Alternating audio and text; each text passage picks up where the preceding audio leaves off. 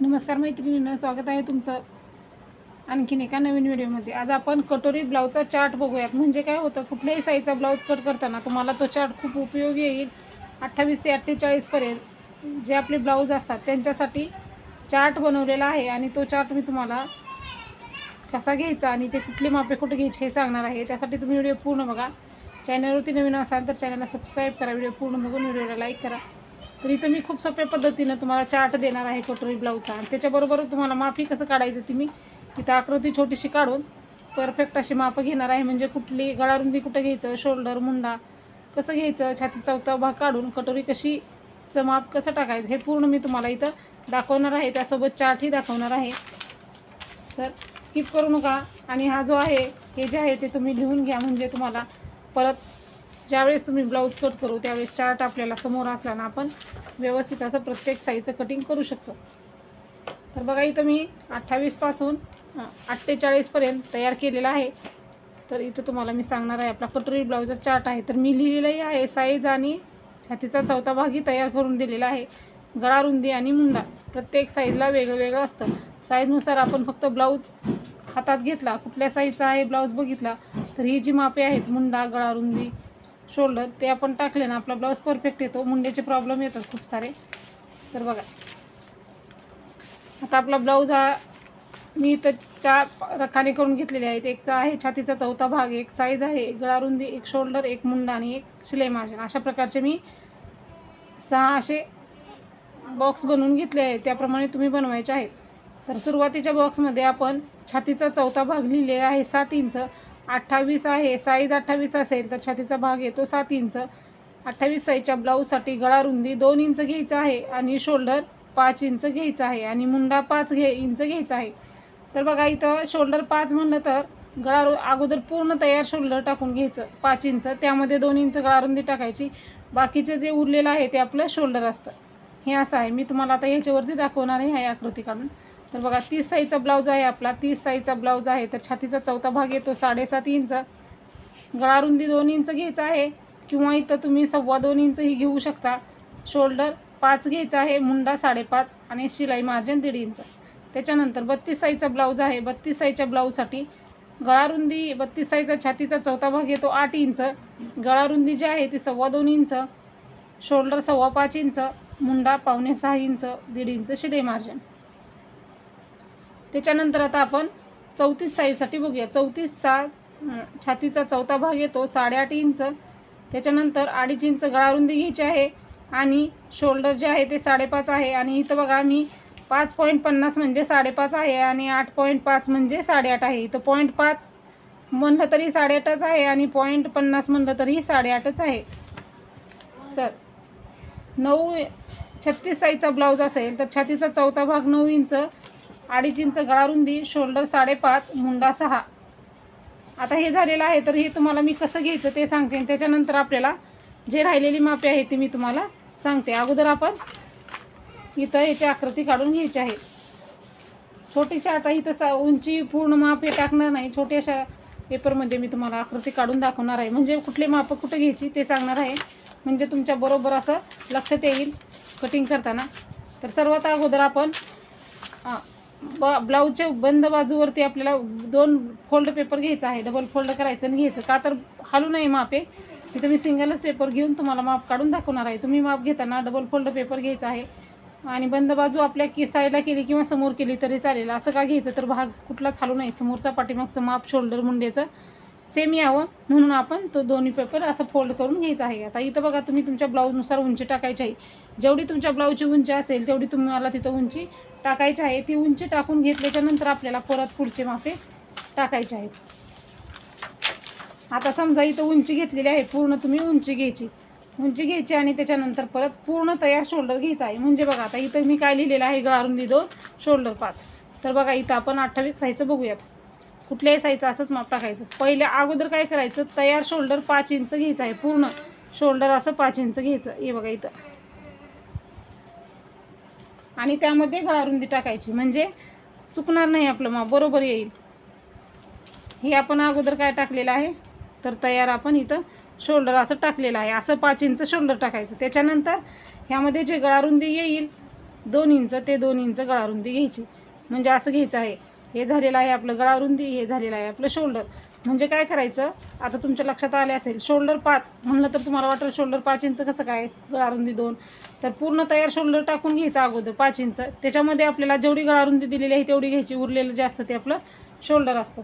त्याच्यानंतर इथं तुम्हाला समोरचा गळा घ्यायचा आहे. तुमचा जितका असेल तितका तुम्ही गळा घ्या. मी इथं उगा अंदाजे ड्रॉईंग करून दाखवत आहे, तुम्हाला आकृती काढत आहे, त्यामुळे मी अंदाजे इथं तुम्हाला छोटंसं माप दाखवत आहे. ही समोरच्या गळ्याला गोलाकार देताना बघा असा व्यवस्थित द्यायचा. हा आपला समोरचा गळा झाला. त्याच्यानंतर आपल्याला मुंडा घ्यायचा आहे. तुमचा जितका मुंडा दिलेला आहे तितका तुम्ही मुंडा घ्यायचा. जिथं आपण शोल्डरला पॉईंट दिलेला आहे त्या ठिकाणी खाली आपल्याला मुंडा घ्यायचा आहे अशा पद्धतीनं.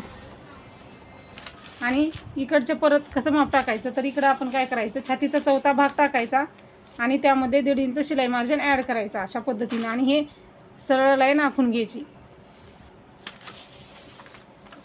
इथं मी तुम्हाला समजण्यासाठी छोटीशी आकृती काढून दाखवत आहे. तुम्ही मोठ्या मापाचाही ब्लाऊज आपल्या चॅनलवरती व्हिडिओ अपलोड आहे, चार्टसोबत हे मी तुम्हाला आकृती काढून दाखवत आहे. तर हे समोरचा गळा आहे, हा आपला मुंडा आहे, हा आपला छातीचा चौथा भाग आणि हे 1.5 इंच शिलाई मार्जिन. त्याच्यानंतर मुंड्याला आकार कसे द्यायचे, तर पाठीमागचा जो आकार आहे तो 1.5 इंचावरती घ्यायचा आहे आणि समोरचा 1 इंचावरती घ्यायचा आहे. आणि ह्याला असे पण आकार देऊन घ्यायचे आहेत.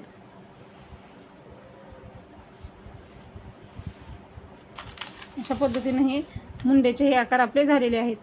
तर हे मुंड्याचे आकार झालेले आहेत. आकार देताना व्यवस्थित असा आकार द्यायचा, म्हणजे तुमचा ब्लाऊज जो आहे तो परफेक्ट येईल, अजिबात त्यामध्ये काही प्रॉब्लेम येणार नाही. असं व्यवस्थित गोलाकार देऊन घेतलेला आहे. त्याच्यानंतर आपल्याला इथं क्रॉसपट्टी घ्यायची आहे. इकडल्या साईडला 3.5 घ्यायचं, इथं 3 घ्यायचं आणि हे इकडे 3 घेतलं आहे तर इकडेही 3 घ्यायचं आणि असं सरळ रेष घ्यायची आणि वरती जे अर्धा इंच आहे त्याला असं कर्वमध्ये आकार द्यायचा आहे. त्याच्यानंतर आता ह्याचा छातीचा चौथा भाग काढायचा आहे आणि शिलाई मार्जिन आहे त्याचा मध्य काढायचा आहे. अशा पद्धतीने पूर्ण ह्याचा मध्य काढायचा आहे. तुम्हाला जितकं येईल तितकं त्याचा तुम्ही असा मध्य काढून घ्यायचा. मध्य काढताना असा डबल फोल्ड पेपर केला की बरोबर आपला इथं मध्य येतो. इथं वरती 1 इंच घ्यायचं आहे आणि इथून खाली 2.5 इंच घ्यायचं. मोठे मापाचे ब्लाऊज असतील तर 3 इंच घ्यायचं. अशा पद्धतीने हे घ्यायचं आहे. बघा अशा पद्धतीनं आपलं हे कटोरीचं माप तयार झालेलं आहे. तर मी तुम्हाला व्यवस्थित सांगितलेलं आहे की शोल्डर कसं घेतलं, गळारुंदी कुठं घेतली, मुंडा कसा घेतला, ही क्रॉसपट्टी आहे आपली छोटी कटोरी आहे, याच्यापासून आपण कटोरी परत तयार करून घ्यायची आहे. कटोरी कशी वाढवायची तेही व्हिडिओ चॅनलवरती अपलोड आहेत. आताच असा गोलाकार दिला आहे त्यामुळे परत कटोरीचा गोलाकार एकदम परफेक्ट येतो. म्हणून आकार देतानाच व्यवस्थित गोलमध्ये आकार देऊन घ्यायचा आहे आपल्याला. म्हणजे नंतर आपण कटोरी ज्यावेळेस तयार करू छोट्या कटोरीपासून मोठी कटोरी, त्यावेळेस तुमचं कटोरीचं माप एकदम परफेक्ट येणार. म्हणून आपल्याला ही अशी कटोरी तयार करायची आहे. तर बघा इथं मी तुम्हाला दाखवलेलं आहे. ही गळारुंदी, हे शोल्डर आहे, हा मुंडा आहे, हा 1.5 इंचाचा पाठीमागचा मुंडा, समोरचा मुंडा. परत कटोरी तयार करताना छातीचा जो चौथा भाग आणि 1.5 इंच शिलाई मार्जिन घेतलं आहे त्याचा मध्य काढायचा आणि इथं एक मार्क करायचं. वरतून समोरच्या 1 इंचाच्या मुंड्यापासून 2.5 इंच घ्यायचं, वरती 1 इंच घ्यायचं, हे तिन्ही पॉईंट जोडून घ्यायचे आहे. तर अशा पद्धतीने मी तुम्हाला बघा व्यवस्थित आकृती काढून दाखवलेली आहे. आता आपण पुढची मापे बघूया. तर आपण इथं 38 साईजचं बघूयात. आता 38चा छातीचा चौथा भाग 9.5 इंच येतो आहे. गळारुंदी 2.5 इंच घ्यायची आहे आपल्याला.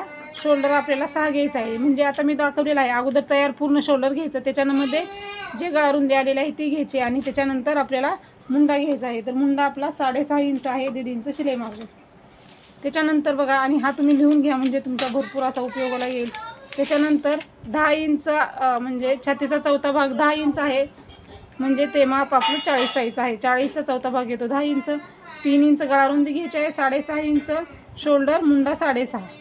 परत 42 साईजच्या ब्लाऊजसाठी 42चा चौथा भाग येतो 10.5 इंच आणि शोल्डर गळारुंदी आपल्याला 3 घ्यायचा आहे, शोल्डर 6.5, मुंडा 6.5.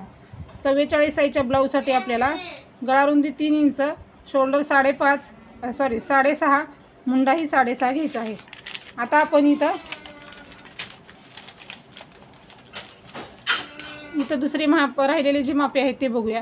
तर बघा इथं आपला 46 साईजचा ब्लाऊज आहे. तर छातीचा चौथा भाग येतो 11.5 इंच, गळारुंदी 3 इंच, शोल्डर 6.5, मुंडा 6.25 घ्यायचा आहे, 1.5 इंच शिलाई मार्जिन घ्यायचं आहे. त्याच्यानंतर आपल्याला 48 साईजचा छातीचा चौथा भाग येतो 12 इंच, गळारुंदी 3 इंच घ्यायचा आहे, शोल्डर 6.5 इंच, मुंडा 7 इंच घ्यायचा आहे, शिलाई मार्जिन 1.5 इंच घ्यायचं आहे. अशा प्रमाणे मी तुम्हाला पूर्ण ब्लाऊजचं माप दाखवलेलं आहे. तुम्ही व्हिडिओ डबल बघून ही माप लिहून घेऊ शकता. तर बघा म्हणून चॅनलला सबस्क्राईब करून ठेवा तुम्हाला, कारण हा चार्ट खूप महत्त्वाचा आहे. हा चार्ट समोर ठेवून आपण प्रत्येक साईजचं ब्लाऊज कटिंग करू शकतो. त्यासाठी हा चार्ट खूप महत्त्वाचा आहे. इथं बघा हे पूर्ण दिलेलं आहे. छातीचा चौथा भाग, साईज, गळा रुंदी, शोल्डर, मुंडा, शिलाई मार्जिन असं लिहून घ्या, म्हणजे तुम्हाला परफेक्ट असं लक्षात राहील.